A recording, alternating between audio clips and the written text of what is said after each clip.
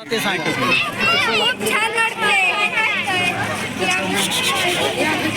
बोला, कोरड्या रंगाची होळी खेळताय, कसं वाटते तुम्हाला? खूप छान. अरे ओके ओके. शाळेचं नाव सांग बाळ. आमच्या शाळेचं नाव शाळा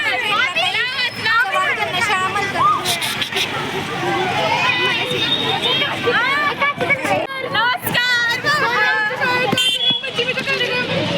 पार पडला तुम्ही बघू शकता.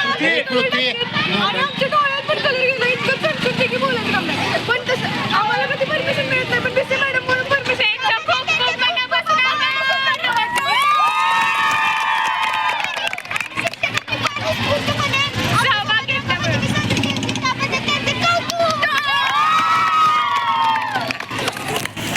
रंगपंचमी जीवनात मुलींचा रंग भरण्यासाठी आज हा उपक्रम आम्ही शाळेत घेतलेला आहे. हिंदू संस्कृतीचा उत्सव म्हणून आज आम्ही होळी शाळेत साजरी केलेली आहे.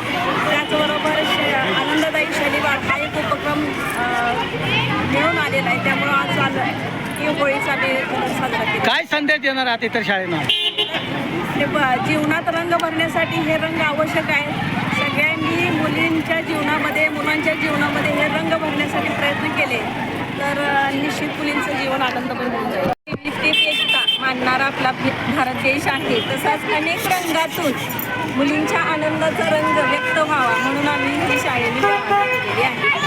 वैशिष्ट्य असं आहे की आता मॅडमने सांगितलं विविधतेतून एकता. तर आपल्या विद्यालयामध्ये सर्व जाती धर्मातील मुली एकत्रपणे शिकत आहेत. आज या सणामध्ये हिंदू असलेत किंवा मुस्लिम असलेत किंवा बौद्ध धर्माचे विद्यार्थी असलेत, सगळे एकत्र आलेले आहेत. एकमेकींच्या मध्ये मित्रत्वाचं नातं निर्माण झालेलं आहे. जसं मॅडमने सांगितलं की रंग आयुष्यामध्ये एक रंग निर्माण झाले पाहिजे प्रत्येकीच्या. तर हा सण यासाठी साजरा आपण करतोय की जेणेकरून प्रत्येक समाजामध्ये वेगवेगळ्या जाती धर्मामध्ये एकमेकांच्याबद्दल जो द्वेष आज समाजामध्ये पसरत चाललेला आहे तो या निमित्तानं कमी झाला पाहिजे. आणि आपण सर्वांनी एकच रंग आहे, हे वेगवेगळे रंग आपण जरी शरीरावर परिधान केले असले तरी एकच रंग आहे, तो म्हणजे मानवता रंग आहे. तो मानवता रंग या रंगपंचमीच्या निमित्तानं मुलींनी ते मूल्य ते संस्कार आपल्यामध्ये घ्यावेत अशी या विद्यालयाच्या विद्यार्थिनींच्याकडून आम्हाला अपेक्षा आहे.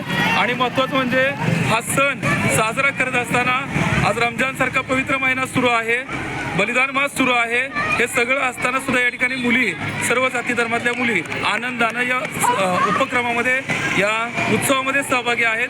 त्यासाठी मी सर्व धर्मीय विद्यार्थिनींचं यासाठी मनापासून आभार किंवा धन्यवाद मानतो की असेच या सर्व सणामध्ये सर्वांनी मिळून मिसळून राहिलं पाहिजे. आणि रंगात सगळे रंग एकत्र आले तर जीवनामध्ये अनेक प्रकारचा उत्साह निर्माण होऊ शकतो. हे या सणाच्या निमित्तानं आपण या ठिकाणी लक्षात घेतलं पाहिजे.